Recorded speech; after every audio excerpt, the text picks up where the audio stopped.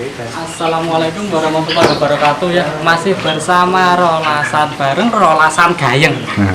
Kita YouTube yang digunakan untuk menginovasi untuk merintis usaha muda. Oke. Nah, sekarang kita lihat nih di belakang kita ada puyuh. Nah, ayo Kemon. Nah, bisa kita lihat ini dari Alsafah Jaya. Puyuh-puyuhnya besar-besar kan? Nah, ini yang nanti dijelaskan semuanya. Nah, ini ada banyak sekali. Satu shaft ini 25 tadi udah dijelasin. Nanti akan dijelasin lebih rincinya lagi ya.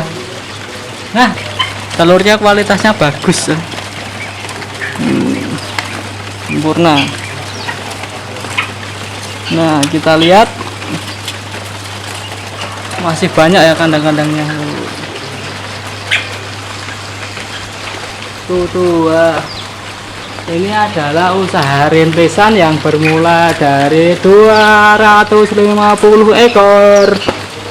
Sekarang udah menjadi 6.000. Nah, lihat jika satu shaft aja udah bisa menghasilkan banyak telur dan keuntungan udah mumpuni. Kenapa tidak berwirausaha?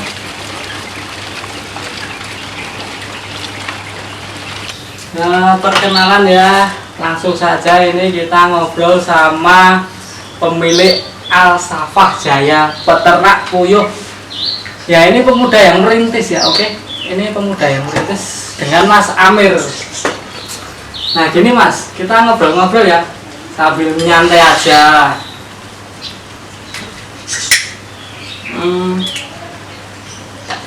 Kalau awal mula terpikir peternakan puyuh itu gimana? Awal mula itu kan saya lihat-lihat di YouTube, ya kan. Kelihatannya kok dari YouTube itu kok saya ada ketertarikan kan gitu untuk mencoba ternak puyuh kan gitu. Nah, kemudian dari situ kan saya sama adik saya itu yang pengen mencoba. Dulu kan awalnya itu di rumah ya Mas, di belakang rumah itu kan saya mencoba. Tapi sebelum itu kan saya main dulu ke ternak-ternak kan gitu yang udah senior kan gitu. Dan kita cari ilmunya dulu kan gitu. Kita tanya-tanya dari satu peternak ke peternak yang lain yang sudah senior itu kan kita cari ilmunya dulu dari situ. Nah, itu pertama kali memulai itu katakanlah ada percobaannya itu berapa puyuh? Dulu itu awal itu sekitar 250 ekor. Oh, 250? Iya, 250 itu di lahan belakang rumah kan di sini. Nah, terus dari situ kok ada tetangga sebelah itu kok pada beli ya eceran kan gitu, 10.000, 20.000 kan gitu. Terus kok kelihatannya saya merasa kok ada prospek ini untuk kedepannya lah, menjanjikan ya? Ya kan gitu. Terus saya memberanikan diri untuk mencoba dengan populasi yang lebih banyak, tapi kan tidak di belakang rumah karena kan rumah saya itu kan sudah padat penduduk. Nah, jadi kan sekiranya kan nanti tidak ganggu kan gitu. Itu yang penting satu Mas, yang penting kandang. Kondisi kandang itu harus bersih, itu yang pertama. Nah, kemudian yang kedua itu sirkulasi udara, keluar masuknya udara dalam kandang itu ada kan gitu.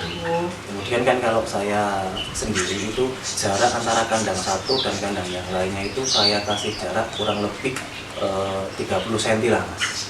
30 antisipasinya kan gitu. Nah, kemudian yang nomor berikutnya itu jamu biasanya. Oh, pakai jamu ya? Sekali itu saya pakai jamu tradisional. Itu antisipasinya sih Mas. Nah, sekarang kan kalau bicara wirausaha kayak gini, kita bicaranya tentang modal. Oke kan? Pertama kan modal nih, nggak mungkin. Pertama modal itu berapa Mas? Awal buka pertama modal. Terkait modal dulu itu saya terus terang ya, kebetulan saya dari anaknya orang yang nggak mampu mas. Modalnya itu dulu saya pinjam bank untuk yang periode pertama dulu, dan alhamdulillah kemarin sudah selesai kan. Ya sudah selesai. Dulu itu awal saya hitung itu per 1.000 ekornya, per 1.000 ekor termasuk kandang. Dulu kan awal kandangan second, kemudian pakan masa tumbuh sampai puyuh bertelur itu sekitar per 1.000 ekornya itu 16 sampai 17 juta per 1.000 ekor. Per 1.000 ekor Iya, 17 juta. itu modal awal. Tinggal kan dikalikan kalau kita misalkan mau pelihara 2.000 ya 17 kali 2. Oh berarti satu kandang itu berisi 1.000? Enggak, kalau satu kandang itu karena dari masak, nah itu persaknya itu saya isi 25. Jadi satu kandang itu kan berapa? 125. Ya, 125. Nah, terus kayak gini mas, ini kan musim hujan ya, itu pasti banyak istilahnya kendala. Pertama cuacanya juga pasti ngaruh, sama kualitas telur dan petelurnya itu kan ngaruh. Itu Mas Amir menyiasatinya gimana? Kalau saya itu mas, seperti jamur rempah-rempah itu saya gunakan itu seminggu sekali. Ya cuma itu sih mas. Tetap yang pertama antisipasinya ya, lingkungan kandang harus bersih, sirkulasi harus selalu ada kan gitu, keluar masuknya udara sama jamur tradisional itu rempah-rempah itu. Biasanya itu kalau ternak kayak gini, ini buangnya gampang atau susah? Nah itu masalahnya sekarang, kan ekonomi juga tahu kan? Ya. Lagi kayak gini. Kalau saya awal ternak puyuh memang dulu ikut PT, jadi sudah diambil sama PT dan sekarang pun masih kerjasama dengan PT, masih ikut PT lah kan. Tapi untuk periode yang kedua ini saya mencoba untuk membuat jalur pemasaran sendiri. Oh, jalur pemasaran Ya, sendiri. jadi yang separuh ikut PT lah. Ini saya kan namanya orang usaha itu kan pengen berkembang seperti peternak-peternak yang lainnya punya pasar sendiri kan gitu lah. Ini kan masa-masa dalam belajar kan. Tapi ya tetap saya tetap ikut PT juga. Ini kan sambil belajar kan gitu. Soalnya kan gini mas, banyak yang mau berwirausaha itu wah ini nyari uang sulit, tanah sulit. Nah itu kiat-kiat dari Mas Amir gimana itu kalau mau usaha kayak gitu? Ya yang titik aman pertama sih kalau kita ingin memulai usaha puyuh tapi belum ada jalur pemasarannya, ya titik amannya yaitu kita bersama dengan PT kan gitu. Jadi lebih distorkan ke PT. Itu kalau sama kita belum berani mencoba ataupun belum punya pasaran sendiri kan gitu. Dan kalau kita belum punya pasaran sendiri, kita sudah ternak puyuh, nah nanti turunnya gimana? Nah, benar. Berarti nyari penghubung dulu ya, istilahnya yang untuk membuang hasil dari usaha ini itu ya. Ya termasuk kan ternak puyuh itu kan yang kita jualkan telurnya. Nah, sedangkan kalau tidak ada yang mau menerima telur puyuh kita lah terus gimana kan gitu. Sedangkan hasil kita kan dari telur puyuh itu toh. Satu lagi mas, ini yang penting nih, biasanya kan rata-rata pada namanya keuntungan per bulan. Nah, itu omsetnya gimana? Fluktuatif atau stabil? Ya Kalau untuk rintisan kayak gini, itu kan dari PT itu kan juga mengikuti harga pasar sih mas. Kalau pasar harganya bagus ya kita sebagai peternak ya bagus juga harganya kan gitu. Yang penting kan mengikuti pasar. Jadi ya naik turun kan. Naik turun itu pasti ada mas. Pasti ada. kalau bicara gitu langsung saja, saya nggak usah banyak tanya, santai aja mas sama ngopi, oke? Kita santai di lulasan bareng nih, santai. Jadi wawancaranya nggak usah tegang. Gini mas, nominal. Sekarang kita bicara nominal per bulan. Katakanlah nominal per bulan itu nyampe berapa? Per bulan itu dari ya mungkin masing-masing ternak beda pandangan. Pandangan. Terkait dengan hasil kan. Kalau saya menilai itu per 1.000 ekornya itu per hari itu menghasilkan sekitar 75.000 rupiah itu bersih maksudnya potong pakan kan gitu. Jadi 75.000 per 1.000 ekor. Nah ini ngobrol-ngobrol pakan, langsung masuk ke pakan ya. Pakannya gimana ini kan ada 6.000, itu per bulan habis berapa? Jadi per Soalnya banyak yang pengen berwirausaha itu mikir-mikir, masih mikir tentang itu. saya 6.000 ekor ini dikalkulasi per 1.000 ekornya aja ya mas, biar mudah cara menghitungnya kan itu. Dari 1.000 ekor puyuh itu 1 minggunya itu saya menghabiskan pakan itu 3,5 sak. 3,5 sak, satu saknya? Satu saknya itu kan 50 kilo kan gitu. Jadi kalau saya kan nggak tak kiloi sih mas, cuma hitungan sak-sakan. Per 1.000 ekornya itu puyuh itu menghabiskan pakan kalau di saya itu sekitar 3,5 sak per minggu. Per minggu? Iya, per minggu itu habis 3,5 sak. 3,5 sak Per 1.000 ekornya loh mas, tinggal kan dikalikan, ini kan ada 6.000, jadi 3,5 dikali 6 kan. Iya. Nah ini kan motivasi ya buat yang kalian yang pengen usaha itu nggak mudah men, nggak ada usaha yang mudah.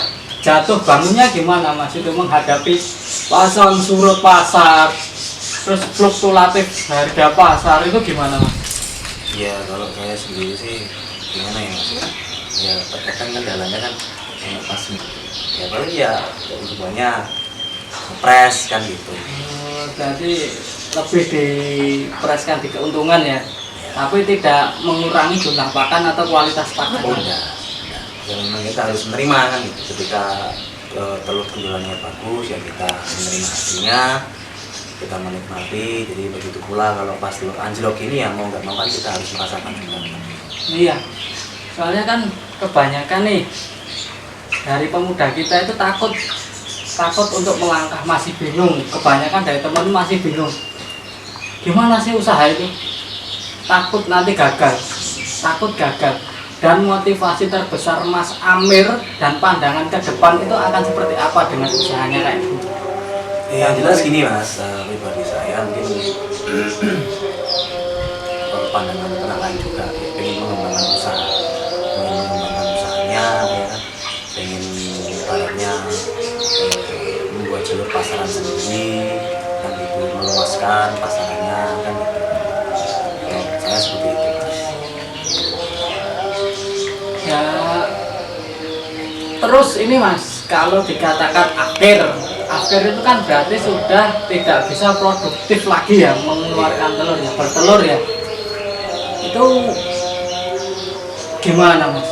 Itu dibuang kemana atau udah ada yang nerima itu puyuhnya? Kalau sudah after itu sudah ada yang apa namanya pengepul sendiri mas. Jadi Oh ada pengepulnya, dibeli ya, dibeli. Ada pengepul sendiri yang membeli akhiran.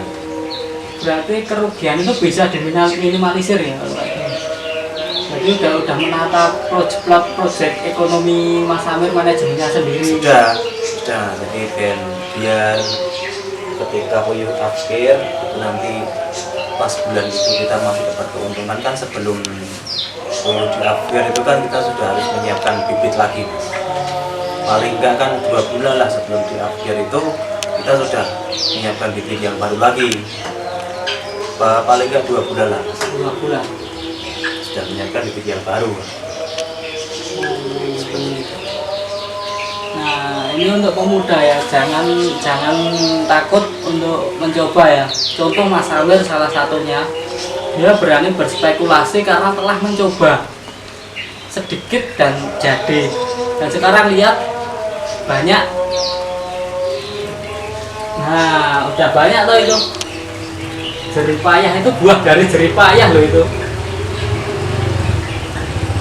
Nah kembali lagi sekarang, di sini yang mengelola berapa orang mas? Di sini saya sama adik saya 2 orang. Saya sama adik saya sendiri. Oh, berarti ini masih belum ada pekerja ya, masih rintisan istilahnya kan? Ya, gitu. masih merintis mas. Ya, kalau nambah tenaga kan otomatis kita harus mengeluarkan Iya, biaya. iya. Jadi kan apalagi kan masih rintisan kan gitu. Jadi untuk sementara memang kita sebagai kerjanya sendiri kan. Nah, sekarang Mas Amir silahkan promosikan telur puyuh Mas Amir, alamat lengkapnya dan nomor yang nanti bisa bekerja sama dengan Mas Amir. Langsung saja Mas. Untuk yang mau pesen itu bisa eceran per mika atau per kilo, bahkan bisa 1 dus 1 ikat. Nanti kan alamat saya itu di alamatnya ini Batur RT 3 RW 3 Tegalrejo Ceper. Di Klaten. Oke, begitu saja wawancaranya. Terima kasih Mas Amir. Langsung saja kita lihat nanti puyuh-puyuh dari Mas Amir. Oke.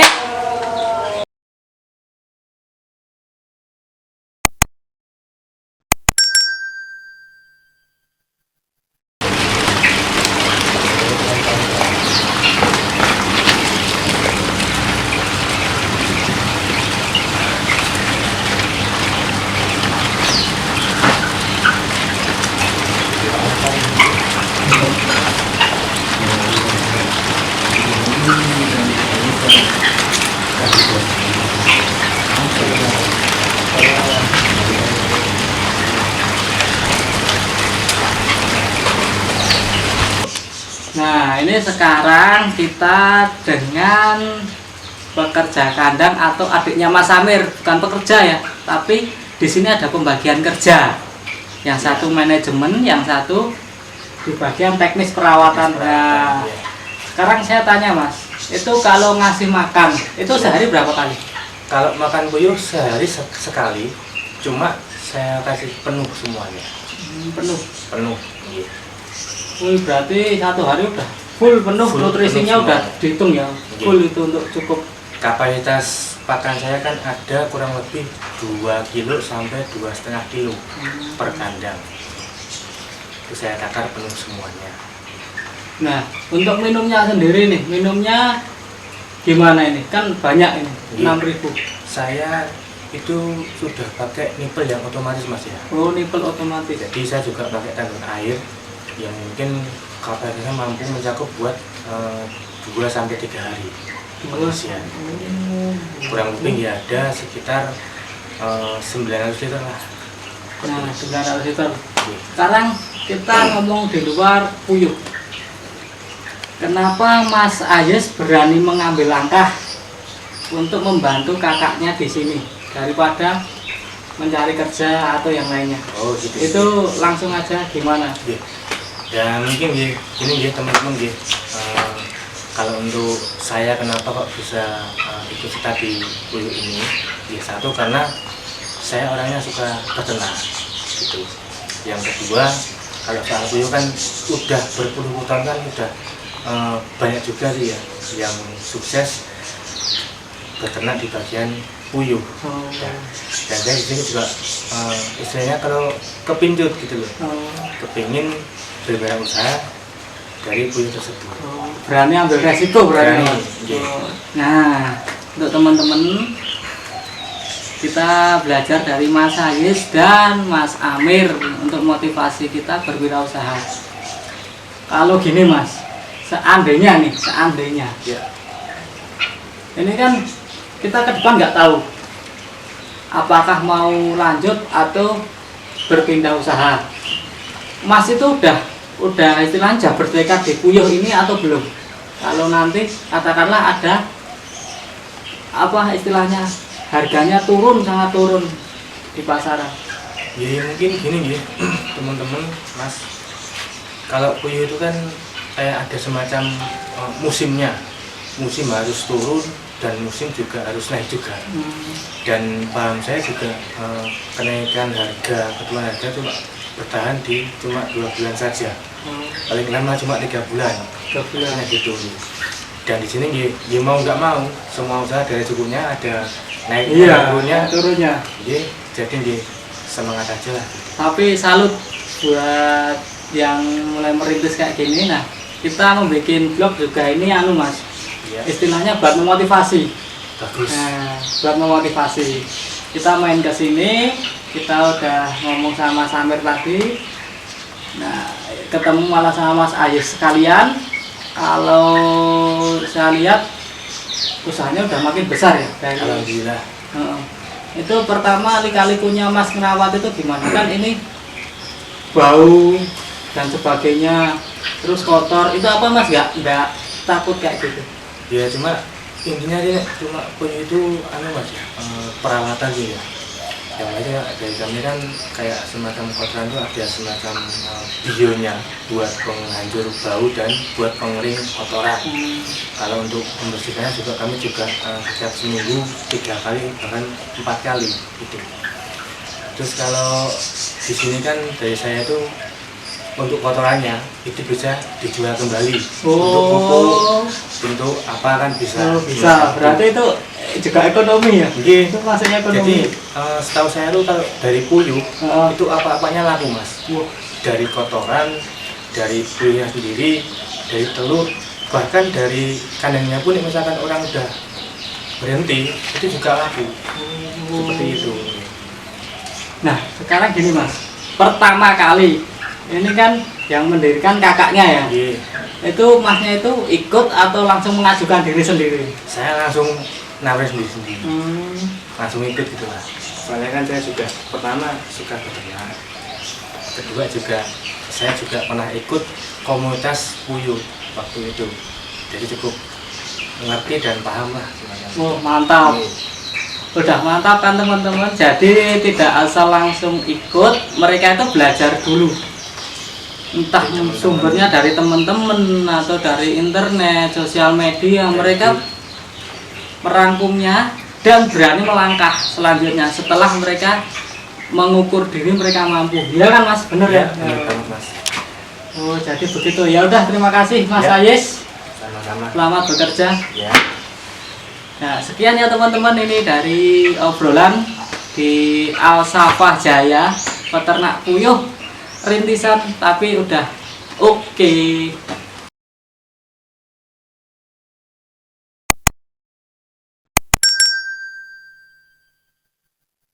Nah, kita udah selesai ngobrol-ngobrol, udah selesai meliput semua ya. Nah, ini saya terima kasih Mas dari Al-Safah Jaya. Ya. Sama-sama Mas. Al-Safah Jaya ya? Al-Safah Jaya. Nah, kita terima kasih sudah diperkenalkan ke sini. Oke. Ya. Kami mau pamit. Langsung saja terima kasih Mas. Oke, sama-sama. See you.